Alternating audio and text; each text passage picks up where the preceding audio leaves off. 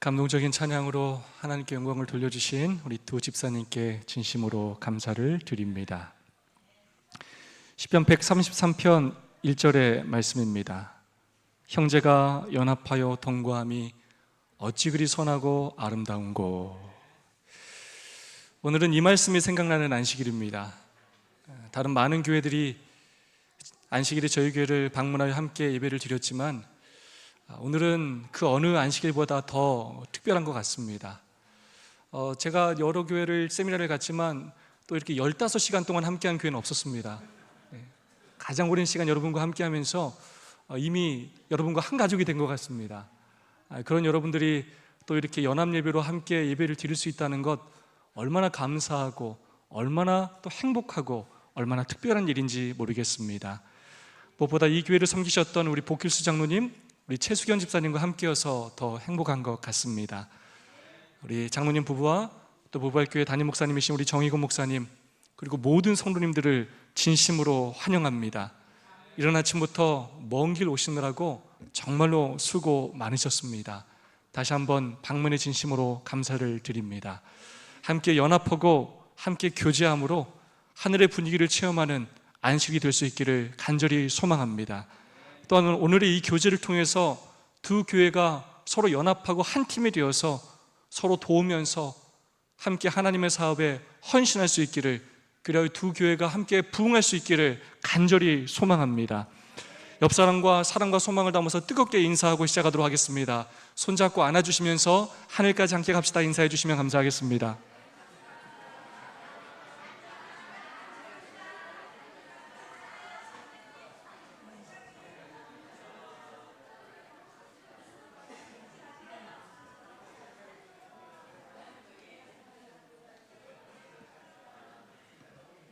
최기선 성도님, 또 이정현 성도님 환영합니다. 하나님의 말씀 마태복음 21장 18절로 19절의 말씀입니다. 이른 아침에 성으로 들어오실 때에 시장하신지라 길가에서 한 무화과 나무를 보시고 그리로 가사 잎사귀밖에 아무것도 얻지 못하시고 나무에게 이르시되 이제부터 영원토록 네게 열매가 맺지 못하리라 하시니 무화과 나무가 곧 마른지라. 아멘. 이 말씀은 예수님께서 열매 없는 무화과 나무를 책망하신 사건입니다. 이 사건은 예수님께서 승리의 입성을 하신 날인 십자가에 달리시기 바로 전 그 일요일, 다음 날인 월요일 아침에 있었던 일입니다. 무화과 나무를 책망하신 예수님의 이 행동은 너무나 뜻밖의 사건이었습니다. 지금까지 예수님의 모습과는 너무나 달라 보이는 것이 사실입니다. 늘 사람들을 축복하셨고 늘 인자하게 말씀하셨던 그 예수님께서 무화과 나무에게 저주를 하신 것입니다. 축복이 아닌 저주를 하셨을 때 뿌리에서부터 나무 전체가 말라버렸습니다. 예수님께서 공생의 기간 동안 많은 이적과 표적을 이루셨지만 이렇게 이적을 베푸신 경우는 없었습니다. 늘 병자를 고치시고 죄인을 용서하시고 구원하시는 일에 이적을 행하셨습니다. 그런데 이번 사건만큼은 그렇지 않았습니다. 그렇다면 왜 예수님께서 무화과 나무에게 책망을 하셨을까요? 우선 무화과 나무는 상식을 깨는 나무입니다. 나무는 가장 먼저 잎이 나고 그 다음에 꽃이 피고 그리고 열매가 맺힙니다. 그러나 이 상식의 잣대만으로 들이댈 수 없는 경우가 바로 이 무화과 나무입니다. 무화과 나무는 잎이 나기 전에 열매가 맺히는 아주 특별한 나무입니다. 그러므로 나무의 잎이 무성하다는 뜻은 바로 많은 열매가 맺혀 있어야 한다는 뜻이기도 합니다. 이미 그럴 시간이 지났다는 의미입니다. 그런데 이 무화과 나무는 그렇지 않았습니다. 아주 잎만 무성했지 아무런 열매를 맺지 못하였습니다. 주변을 지나치는 모든 이에게 열매를 기대하게 했지만 실망만 하게 만들었습니다. 당시 예수님께서도 몹시 시장하셨습니다. 그래야 그 무화과 나무에게서 열매를 얻고자 하셨습니다. 그러나 그 나무는 잎만 무성했지 아무런 열매도 맺지 못하였습니다. 그 무화과 나무는 예수님의 기대를 채워주지 못하고 실망만 안겨드렸습니다. 그렇다면 이 무화과 나무는 누구를 의미하는 것이냐? 특별히 이 무화과 나무는 1차적으로 이스라엘 백성들을 의미합니다. 무화과 나무와 포도원은 구약에서 종종 하나님의 백성 이스라엘을 상징합니다. 율법의 보관자들로 큰 은혜와 축복 가운데 살아가는 그 이스라엘을 상징합니다. 그들은 큰 은혜와 축복을 받았음에도 불구하고 하나님께서 바라시는 열매를 맺지 못했습니다. 종교적인 열심은 있었지만 형식적이고 외식적인 삶을 살았습니다. 명색은 하나님을 믿는 사람들이었으나 하나님의 택한 백성이었으나 자기중심적이고 돈과 권세를 쫓는 삶을 살았습니다. 하나님은 그런 그들에게 돌이켜 회개하고 말씀에 순종하라고 끊임없이 호소하셨건만 그들은 들은 척도 하지 않았습니다. 그들은 회개하기를 거절하였습니다. 잎만 무성할 뿐, 그 무성한 잎으로 자신들의 죄만 가리울 뿐, 그들은 진정으로 회개하지 않았습니다. 삶이 변화되지 않았습니다. 그러면서도 그들은 자신들이 아주 잘하고 있다고, 잘났다고 생각하고 있었습니다. 하나님은 그들을 통해 이방인들에게 빛을 전하기를 원하셨지만, 축복의 통로가 되기를 원하셨지만, 그들은 다른 이방인들에게는 구원이 없다고 생각하고 이방인들을 외면하고 저주하였습니다. 예수님은 그런 이스라엘 백성들이 변화되기를 기대했지만 매번 실망을 하셨습니다.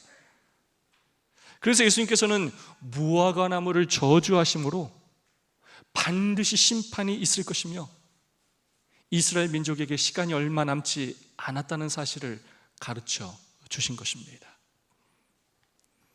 이번 주 선지자왕 묵상 챕터는 제31장 이방인을 위한 희망이었습니다.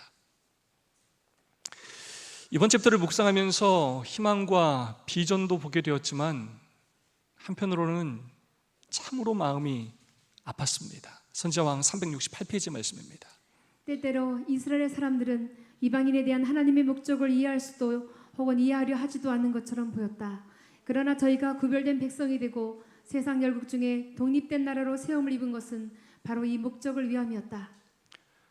하나님께서 왜 그들을 부르시고 왜 율법을 맡기시고 놀라운 축복을 주셨는지를 이스라엘이 올바로 이해하지 못했다는 것입니다. 아니, 이해하려고 하지도 않는 것처럼 보였다는 것입니다. 축복의 통로가 되려고 그들을 부르시고 그렇게 되기를 원하셨는데 자기들이 받을 축복만 생각하면서 전혀 그 역할을 감당하지 않았다는 것입니다.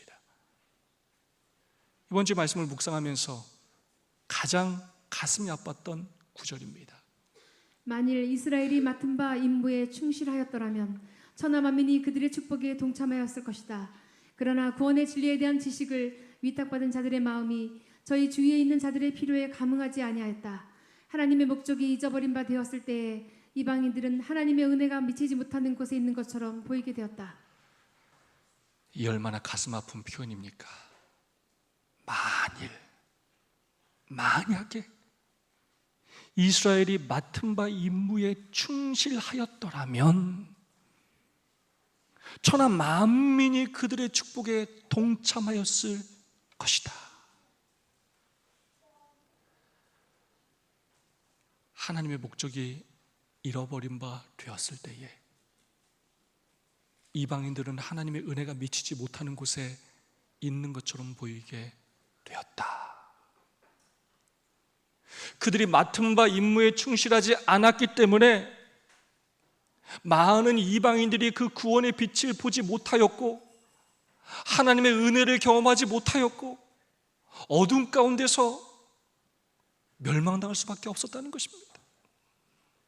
이스라엘 백성들을 그 일을 하라고 부르셨는데 이스라엘 백성들은 그 목적을 잃어버렸습니다. 버렸다는 것입니다. 아니, 이제 그 목적을 이해하려고도 하지 않았다는 것입니다. 문자적인 의미로 무화과 나무는 이스라엘 백성을 상징하지만 오늘날 무화과 나무는 바로 우리들을 상징하기도 합니다.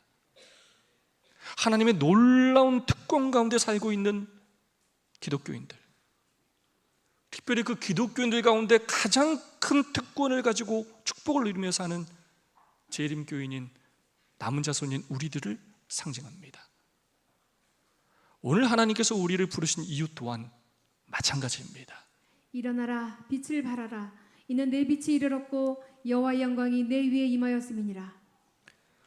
너에게 이미 빛이 비치지 않았느냐? 하나님의 영광이 너와 함께하고 있지 않느냐? 하나님을 알지 못하는 사람에게 전해야 할 놀라운 복음과 빛을 가지고 있지 않느냐? 그만큼 내가 큰 축복 가운데 살고 있지 않느냐? 일어나라. 그리고 빛을 발해라. 축복의 통로가 되어라. 너희가 바로 이방인들의 희망이다 라고 우리에게 요청하고 계십니다. 교회의 사명과 특권을 우리에게 말씀해 주시고 계십니다. 그런데 오늘 우리는 어떤 삶을 살고 있습니까? 오늘 우리의 삶의 나무에는 잎사귀만 무성합니까? 아니면 삶의 열매가 맺혀 있습니까? 하나님께서 우리에게 신앙의 열매를, 삶의 열매를 기대하십니다. 예수님을 믿는 자들답게 우리의 삶이 달라지기를 기대하십니다. 세상 사람들과는 다른 특별한 삶을 기대하십니다. 우리의 가족들도 또 우리의 성도들도 우리에게 기대합니다. 예수님을 믿는 아버지라면, 예수님을 믿는 어머니라면, 신앙생활을 오래한 성도라면, 장로 집사라면 조금 다르기를 기대합니다. 정말 존경하고 믿을 만한 사람이기를 기대합니다. 말과 행실이 일치하며 말씀대로 순종하며 사는 그런 모습을 기대하고 이기적인 삶을 사는 것이 아니라 진심으로 예수님의 마음으로 사랑하고 겸손히 섬기기를 기대합니다. 조금 더 넓은 마음으로 성도들을 안아주고 감싸주고 포용해주기를 기대합니다. 가족끼리, 성도끼리 아무 기대할 수 없는 것만큼 슬픈 일은 없습니다. 기대하기만 하면 큰 실망을 안겨주는 사람, 전혀 기대할 것이 없는 사람, 전혀 기대되지 않는 사람, 이것만큼 가슴 아픈 일은 없습니다. 오늘 나는 과연 하나님께 기대되는 사람입니까? 우리의 끈질긴 불순종과 죄악에도 불구하고 하나님께서 여전히 우리에게 기대하십니다. 오늘 저와 여러분이 이방인들을 위한 희망이 되기를 기대하십니다. 그 기대를 기쁨으로 바꾸어 드릴 수 있는 저와 여러분이 될 수 있기를 간절히 소망합니다. 여러분, 이 세상 사람들도 우리에게 기대합니다. 그리스도인들이 그리스도인답기를 기대합니다. 교회만 다니는 사람이 아니라, 음식만 가려먹는 사람이 아니라 정말 우리의 삶에서 존경할 만한, 흠모할 만한 사람이기를 기대합니다. 이 사회를 변화시킬 수 있는 선한 영향력이 있는 사람이기를 기대합니다. 어두운 곳을 밝혀주고 절망적인 곳에 희망을 심어줄 수 있는 사람이 되기를 기대합니다. 오늘날 우리나라에서 기독교를 개독교라고 폄하하는 사람들이 간혹 있습니다. 그 이유는 그리스도인들에게 기대를 했지만 그들이 실망했기 때문입니다. 저주받은 무화과라는 글이 있습니다. 조용히 때를 기다리면 잎도 열매도 달리는만 때도 되지 않았는데 서둘러 잎을 피운다. 잎을 자랑한들 무엇해 그대 열매 없음 주님이 아시는데 거치장한들 무엇해 가까이 가보면 알게 될 것을 때가 되지 않았으면 그냥 앙상하게 있으렴 잎은 왜 달고서 부끄러움을 자초하나. 이 모습이 혹시 나의 모습은 아닌지 많은 것을 돌아보게 하는 그러한 글입니다. 그렇다면 왜 무화과 나무는 열매를 맺지 못했을까요? 왜 저주를 받았을까요? 첫 번째 이유는 바로 영양분이 2%만 공급되었기 때문입니다. 보이는 것, 형식적인 것에만 치중하는 신앙생활을 했기 때문입니다. 이 교회에서의 삶과 일상생활에서의 삶이 달랐다는 뜻이기도 합니다. 두 번째 이유는 열매로 영양분이 공급되지 않았기 때문입니다. 뿌리로부터 받은 그 영양분이 오로지 잎사귀에만 전달되었기 때문입니다. 뿌리로부터 올라온 것이 균형지게 나누어져야 하는데 오로지 잎사귀로만 갔다는 것입니다.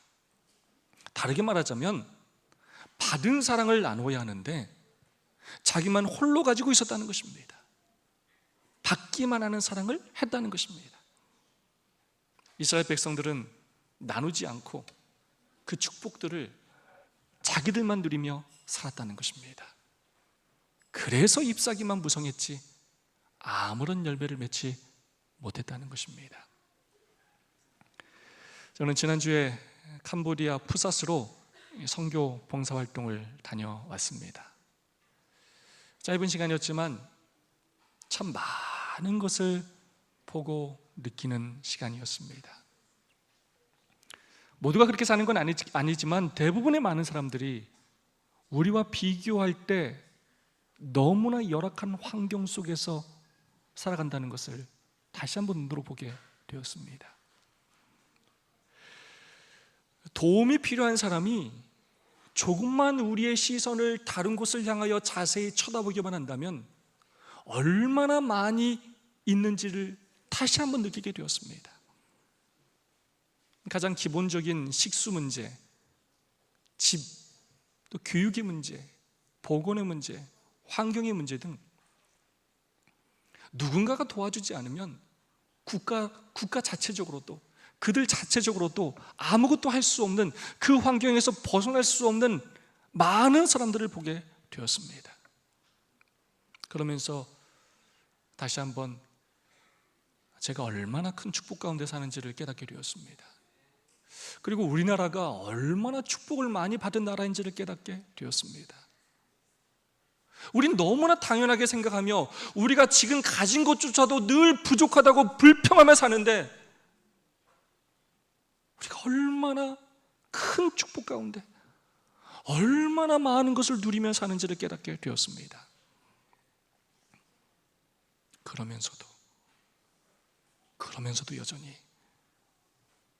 더 많은 축복을 갈구하며 그것이 채워지지 않으면 불평하고 불만하고 안달하며 사는, 나에게만 그렇게 집중하며 사는 제 모습을 돌아보게 되었습니다. 정말 하나님 앞에 회개하지 않을 수가 없었습니다. 그러면서 다시 한번 새롭게 결심하게 되었습니다. 나에게 집중하는 삶이 아니라 더 적극적으로 다른 사람들을 돕는 삶을 살아야 되겠다 하는 결심을 하게 되었습니다. 이런 기사를 본 적이 있습니다. 늦둥이들과 여행하려고 만든 캠핑카인데 저 캠핑카가 10억이 넘는 캠핑카입니다. 블라인드 마인즈 창업자 패런이라는 사람이 만든 캠핑카인데요, 10억 달러입니다. 대륙 횡단과 세계 여행을 위해서 만들었는데 한 번 주유하면 3,218km를 가고 무인 정찰기가 탑재되어 있고 22개의 카메라 그리고 모니터, 뒤쪽에는 모터 사이클까지 있습니다.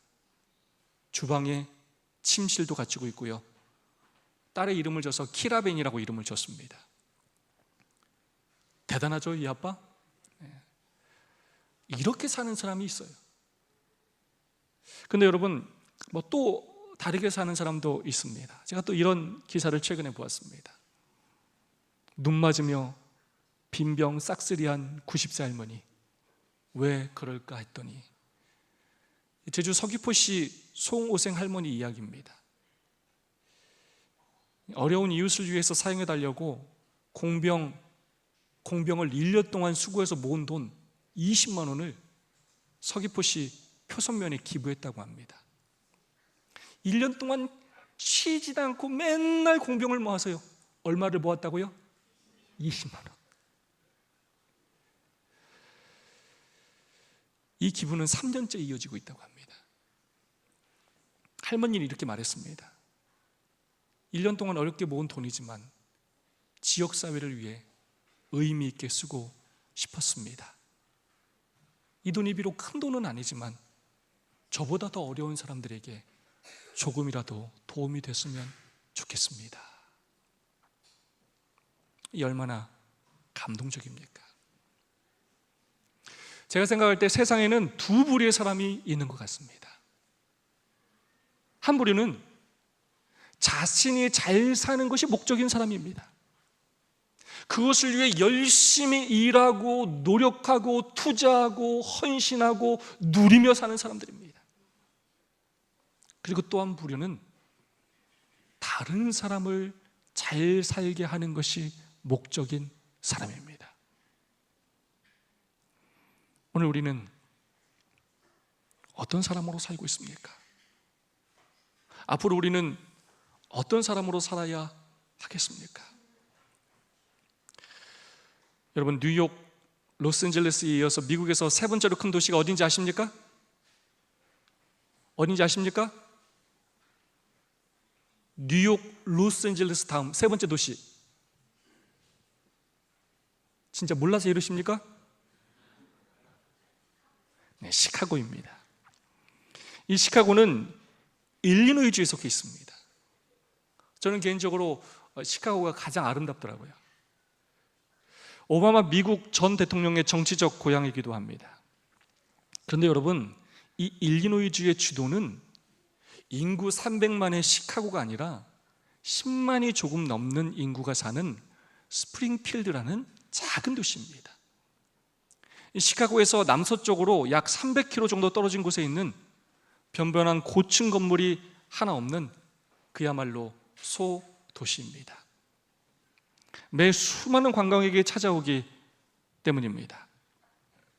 이 스프링필드에 사는 주민들은 자기들이 사는 도시에 대한 강한 애착과 자부심을 가지고 있습니다. 여러분, 인구 10만 명의 이 작은 도시인 스프링필드를 미국에서 가장 특별한 도시가 되게 하는 그 요인이 여러분 무엇인지 아십니까? 혹시 아시는 분 계십니까? 그것은 많은 인구나 높은 건물이나 탁월한 주거 환경이 아니었습니다. 세계에 널리 알려진 대학교나 첨단 미래 산업도 아니었습니다. 이 스프링필드를 특별하게 하는 단 하나의 요인은 바로 오래전에 그곳에 살았던 한 사람 때문입니다. 바로 한 사람이 그곳에 살았기 때문에 스프링필드는 아주 유명하고 사랑받는 도시가 되었습니다. 그 사람이 누구냐? 바로 에브라함 링컨입니다. 링컨은 1837년에 이곳에 이사 와서 대통령에 당선이 되어서 워싱턴으로 떠나는 해인 1861년까지 24년 동안 이 스프링필드에서 살았습니다. 그리고 암살된 후에 그의 시신은 알링턴 국립묘지가 아니라 스프링필드에 있는 오크리지 묘지에 안장되었습니다. 이 스프링필드는 그래서 링컨의 덕을 톡톡히 보는 도시입니다. 스프링필드 하면 링컨이 떠오르고 링컨 하면 스프링필드가 떠오르기 때문에 엄청난 도시 홍보 덕을 보게 됩니다. 찾아오는 관광객을 상대로 수입을 올리기 때문에 그 도시는 여전히 링컨의 덕을 보고 있습니다. 아이들이 어려서부터 링컨이라는 위대한 인물이 남긴 여러 가지 좋은 영향을 끊임없이 받고 있기 때문에 자녀 교육에 있어서도 큰 덕을 봅니다. 이 스프링필드에 산다는 자긍심이 만족을 높여주기 때문에 인생의 행복 지수에 있어서도 그 도시는 링컨의 덕을 보고 있습니다. 이 스프링필드는 150년 전에 그곳에 살았던 링컨의 덕을 톡톡히 보는 도시라는 것입니다. 150년 전에 그곳에 살았던 링컨은 스프링필드를 덕보게 하는 그러한 사람이었습니다. 그리고 지금도 그곳 사람을 잘 살게 하는 사람입니다. 여러분, 우리 예수님도 그러셨습니다. 우리 예수님은 나사렛이라는 정말 낙후된 동네에서 자라셨습니다. 지금은 5만의 인구가 사는 작지 않은 도시지만 예수님 당시에는 도시가 아니라 아주 작은 동네였습니다. 그 당시에는 약 한 200명 정도 살지 않았을까 추정되는 작은 마을입니다. 예수님께서 살기 전에는 성경에 단 한 번도 나오지 않은 마을입니다. 한마디로 별 볼 일 없는 동네였습니다. 아니, 별 볼 일 없는 정도가 아니라 사람들이 혐오하고 무시하는 동네였습니다. 여러분, 또 예수님과 관련된 한 동네가 있습니다. 어디입니까? 바로 베들레헴입니다. 예수님께서 자라나신 곳인 나사렛보다는 태어나신 곳인 이 베들레헴이 훨씬 더 매력적이고 아름답습니다. 이 베들레헴은 예루살렘에서 겨우 10km 정도 떨어져 있기 때문에 이 베들레헴 사람들은 수도 시민이나 마찬가지였습니다.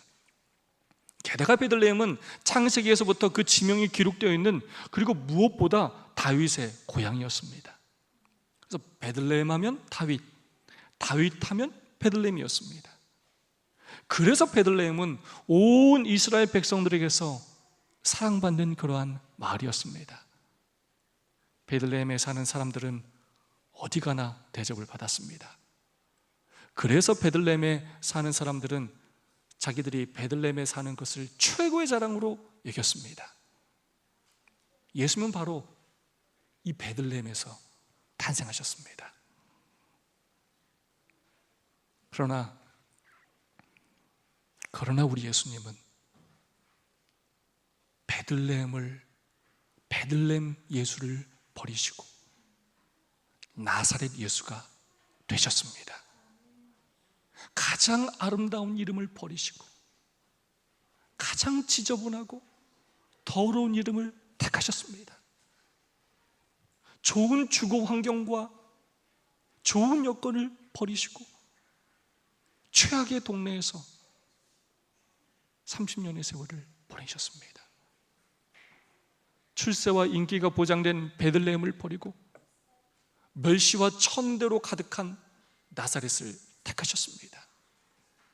예수님은 그런 나사렛 사람이 되셨습니다. 하지만 오늘날 나사렛 예수라는 우리 주님의 이름은 얼마나 귀하고 아름답습니까? 나사렛이라는 지명은 얼마나 정답고 소중합니까?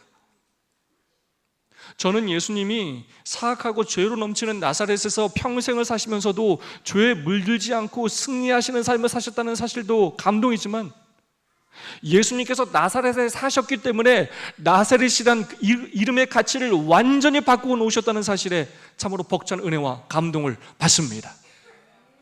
예수님은 덕볼 곳이 너무나 많은 베들레헴에서 탄생하셨지만, 덕볼 곳이라고는 눈을 씻고 찾아봐도 없는, 아니 덕볼 것이 없는 정도가 아니라 그곳에 사는 것 자체로 손해가 막심한 나사렛에서 사셨고, 당신의 삶을 통해서 나사렛의 가치를 바꾸셨습니다. 사람들의 삶을 바꾸셨습니다. 예수님이 계셔서 나사렛은 달라졌습니다.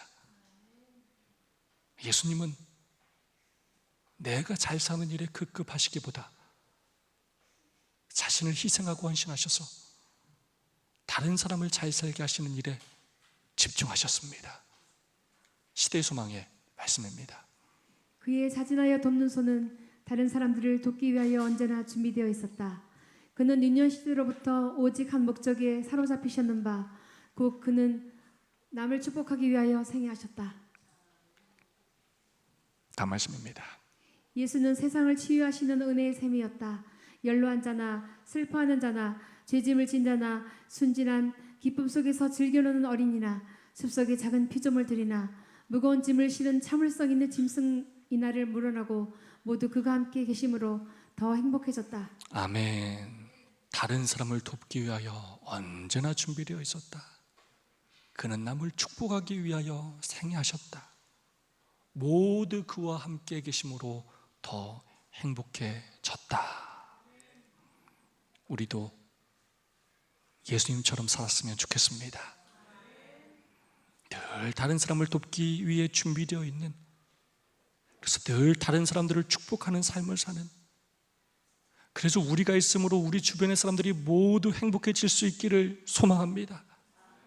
나만 잘 사는 사람이 아니라, 나에게만 집중하는 사람이 아니라 하나님의 사랑을 가득 받아 그 사랑을 나눠주는 사람이 되기를 소망합니다. 나도 예수님 때문에 잘 살고 나 때문에 다른 사람도 잘 살게 되기를 간절히 소망합니다. 저의 개인적인 바람과 꿈은, 제가 인천 세천사교회에 있어서 인천 세천사교회가 더 축복받는 교회가 되기를 소망합니다. 여러분이 인천 세천사교회에 있어서 여러분의 그 사랑과 수고 헌신을 통하여 이 교회가 부흥하고 그 축복이 이웃들에게 더욱더 흘러넘칠 수 있기를 소망합니다. 저혜곤 목사님이 부발교회에 계시고 복길수 장로님이 부발교회에 있어서 부발교회가 더 큰 축복을 받고 이방인들의 그 축복을 흘러 보낼 수 있는 그런 놀라운 역사가 일어날 수 있기를 소망합니다. 하나님께서 오늘 우리에게 그것을 기대하고 계시다는 것입니다. 선지자왕 377페이지의 말씀입니다. 하늘이 준비한 구원의 계획은 온 세계를 포함하고도 남을 만큼 충분히 넓다. 하나님께서는 패배한 인류에게 생명의 호흡을 불어넣기를 갈망하신다. 아멘. 하늘이 준비한 구원의 계획에 여러분이 포함되어 있습니다. 오늘 저와 여러분을 오늘 이 순간 이곳에 보내시고 살게 하시는 이유가 있다는 것입니다.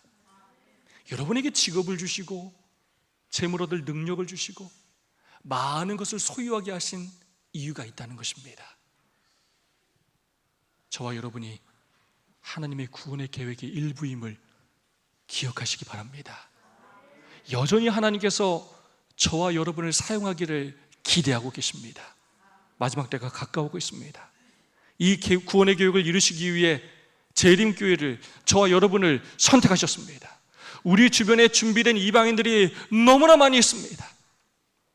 우리가 우리의 삶의 자리에서 이기적인 삶이 아닌 예수님과 같은 삶을 살아감으로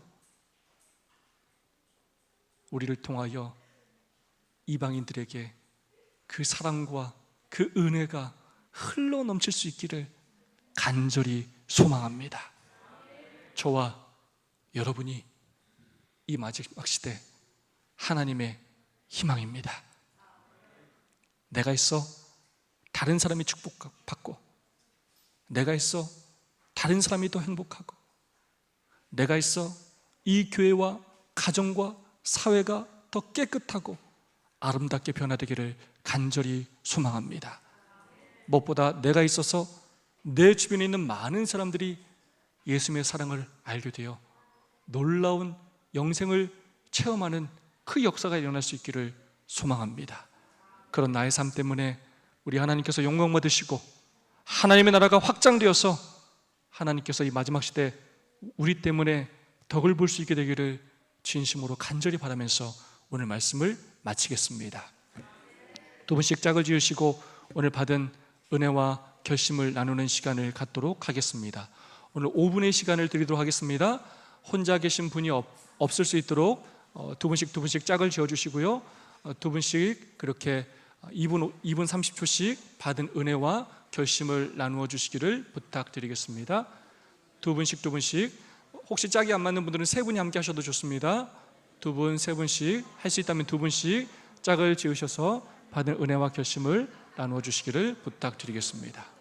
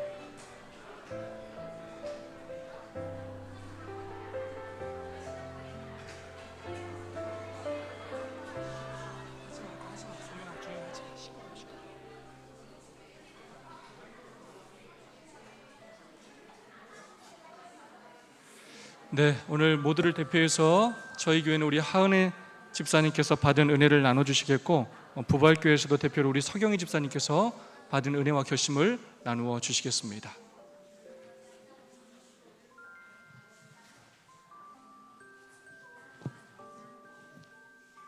예, 제가 오늘 말씀을 듣고 느낀 점은 이스라엘도 하나님의 목적을 이해하려고 하지도 않았다. 근데 그게 이스라엘 그 당시에 그 시대뿐이 아니고 오늘날의 저희도 그렇다고 하셨어요. 또 무화과 나무는 이스라엘 백성을 의미한다고 했고 오늘날에 또 저희들이라고 하셨습니다. 그리고 또 하나님은 저희들에게 되게 많은 걸 기대하신다고 하세요. 저희가 제약에서 살고 있고 또 죄인이고 이런데도 하나님은 그것을 저희들에게 너희들 회개하고 나에게 돌아오라. 그러면 내가 너희들을 받아줄게. 이렇게 하시는 분이 하나님이라고 하셨습니다. 근데 제가 생각할 때도 제가 너무 형식적으로 신앙생활을 하지 않나 이런 생각을 또 많이 하게 되었고요. 그리고 아까 목사님께서 두 부류의 사람이 있다고 하셨는데 저는 좀 전자에 많이 가까운 것 같습니다. 다른 사람을 생각하기보다는 제 자신을 먼저 생각을 많이 하는 사람이었고 또 이기적인 마음도 있고 또 제가 잘 살면 이게 하나님의 축복이고 은혜인데 그걸 또 깜빡 잊고 또 교만으로 가는 저의 마음을 많이 보게 되었습니다. 그래서 제가 오늘 결심하기로는요, 나로 인하여 다른 사람에게 좋은 영향력을 줄 수 있는 그런 삶을 살기를 희망합니다. 또 저만 위한 이기적인 삶보다는 예수님도 남을 위해서 그렇게 배려도 하시고 많이 하셨잖아요. 그리고 겸손하는 그런 모습도 많이 보여주셨고요.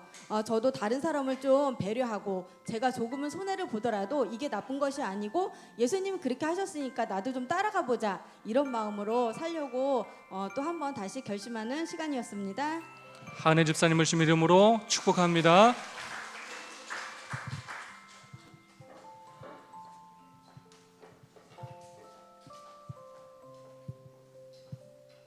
안녕하세요. 부발교회 서경희 집사입니다. 아침에 좀 빨리 서둘렀는지 조금 사실 하품을 2번 하고 살짝 졸려서 이렇게 하고 있는데 목사님이 말씀 설교에 대한 걸 얘기하라고 하셔서 순간 머릿속이 갑자기 복잡해졌어요. 그런데 2가지 질문을 하셨잖아요. 나는 어떤 사람인가? 나를 위해서 사는 사람인가 아니면 누군가를 돕기 위한 건가를 생각할 때 고기 부분에서 제가 우리 신랑한테 그걸 두 개 다 하면 제가 이런 질문을 했거든요. 근데 저는 그 두 질문 사이에 있는 것 같아요.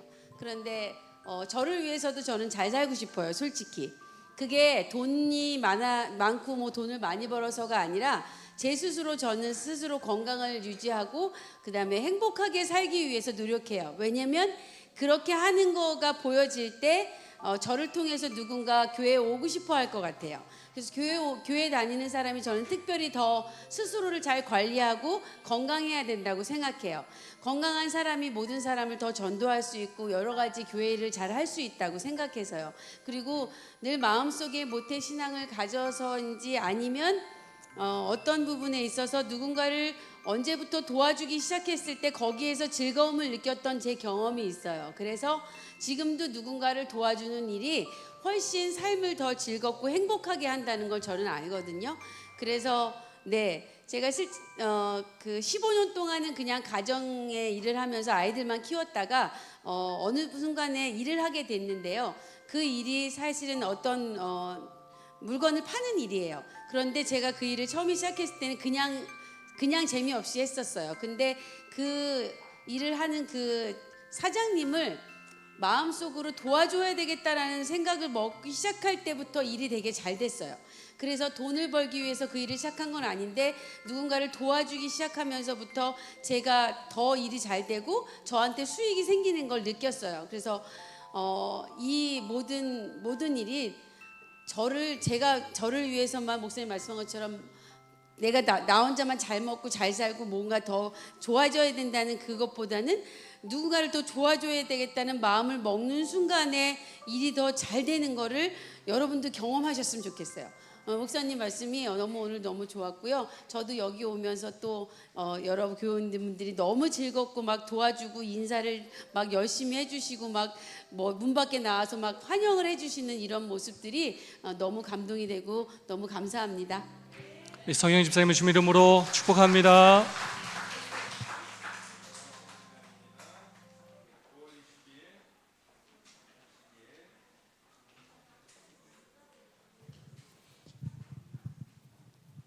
주라 그리하면 너희에게 줄 것이니 곧 후이되어 누르고 흔들어 넘치도록 하여 너희에게 안겨 주리라. 너희가 헤아리는 그 헤아림으로 너희도 헤아림을 도로 받을